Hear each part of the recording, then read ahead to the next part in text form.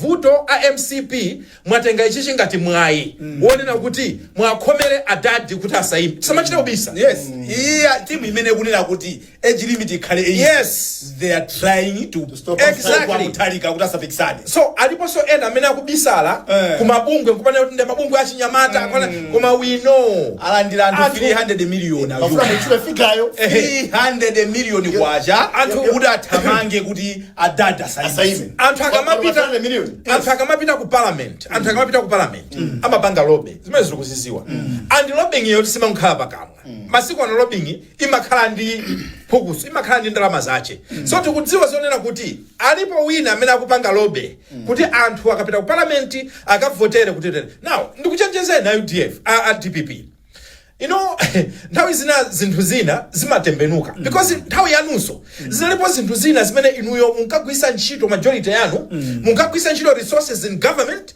kufuna kupanga zinthu kuti parliament iziyendesa zinthu zanu. There was also a time like that panopo msaoneke ngati angelo kungoti what we're saying is tenti sangane za makaka tenti yangane za ziko lathu. What is in the best interest of this country?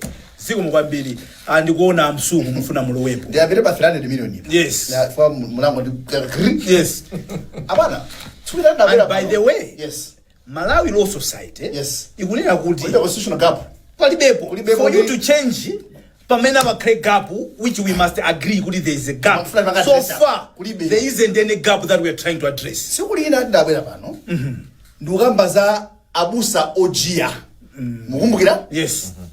Ajawanda vala majekita achirendo ankati musafuse kwenda tokea kuli masiye so leaders ena akangotsekula pakama umoza kuti rubbish rubbish kodi ya 71 na kumana ndadadi wandatisa tayisani kaimene awandamu sinozani asino ndena kwakana okay chabiti watu kwa 300 million kwa chaina imene apita kwa masiye source ena achitenge chimene chija chipite ku parliament